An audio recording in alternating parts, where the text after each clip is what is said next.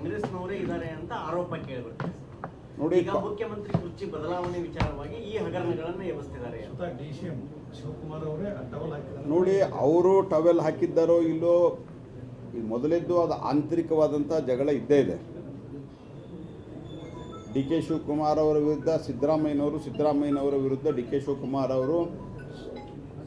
ಅವರು ಒಬ್ಬರಿಗೊಬ್ಬರಿಗೆ ನಮ್ಮ ಉತ್ತರ ಕರ್ನಾಟಕದ ಭಾಷೆಯಲ್ಲಿ ಹೇಳಿದ್ರೆ ಬತ್ತಿ ಇಡು ಕೆಲಸ ಮಾಡ್ತಾ ಇದ್ದಾರೆ. ಅದು ಬೇರೆ ವಿಷಯ, it is all together different. But ಹಗರಣ ಆಗಿದೆ ಇಲ್ಲ. ಈಗ ಅನೇಕ ರಾಜಕಾರಣಿಗಳಿದ್ದಾರೆ, ಅವ್ರ ಮೇಲೆ ಯಾಕೆ ಆರೋಪ ಬರಲ್ಲ? ಮಾಡಲಿಲ್ಲ ಆರೋಪ, ಇಲ್ಲ ನೀವು ಇದನ್ನು ಮಾಡಿರಿ ಅಂತ. ಮೋದಿ ಸರ್ಕಾರನೂ 10 ವರ್ಷ ಆಡಳಿತವನ್ನು ನಡೆಸಿದೆ, ಎಲ್ಲ ಬೋಗಸ್ ಆರೋಪ ಮಾಡಿದರು. ಸುಪ್ರೀಂ ಕೋರ್ಟ್ಗೆ ಹೋದರು. ಸುಪ್ರೀಂ ಕೋರ್ಟ್ನಲ್ಲಿ ನಾವು ಅತ್ಯಂತ ಮುಕ್ತವಾಗಿ ಎಲ್ಲ ಸಂಗತಿಗಳನ್ನು ಸುಪ್ರೀಂ ಕೋರ್ಟಿನ ಮುಂದಿಟ್ವಿ. ಸುಪ್ರೀಂ ಕೋರ್ಟು ಯಾವುದೇ ರೀತಿಯಾದಂಥ ಅವ್ಯವಹಾರಗಳು, ಹಗರಣಗಳು ನಡೆದಿಲ್ಲ ಅಂತ ಸುಪ್ರೀಂ ಕೋರ್ಟೇ ಸ್ಪಷ್ಟವಾದಂಥ. ಅದೇ ರೀತಿ ನೀವು ಮಾಡಿರಲ್ಲ, CBI ಕೊಡ್ರಿ. CBIದವರು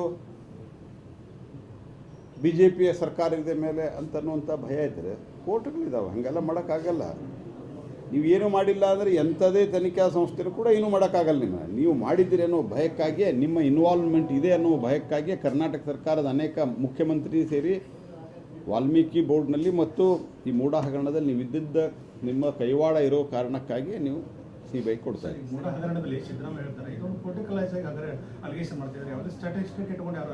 ಆಯ್ತು ರೀ, ಮಾಡಿಲ್ಲಲ್ಲ, ನೀವು ಕೊಡ್ರಲ್ಲ CBIಗೆ. What is your problem? ಸಿದ್ದರಾಮಯ್ಯನವರನ್ನ ಜಾತ್ಯತೀತವಾದಿ, ಸಮಾಜವಾದಿ ಅಂತೆಲ್ಲ ಬಿಂಬಿಸ್ತಿದ್ದಾರೆ ಸರ್. ಇಷ್ಟು ಸುದೀರ್ಘ ರಾಜಕಾರಣಾವಧಿಯಲ್ಲಿ ಒಂದು ಸೀರಿಯಸ್ ಅಲಿಗೇಷನ್ ಅವ್ರ ಮೇಲೆ ಬಂದಿರ್ತಕ್ಕಂಥದ್ದು.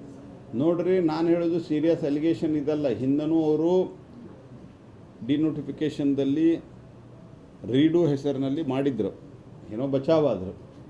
ಅವರು ಬಚಾವಾಗ್ತಾ ಇದ್ದಾರೆ, ಮಾಡಿಲ್ಲ ಅಂತ ನಾನೆಂದೂ ಒಪ್ಪಿಲ್ಲ.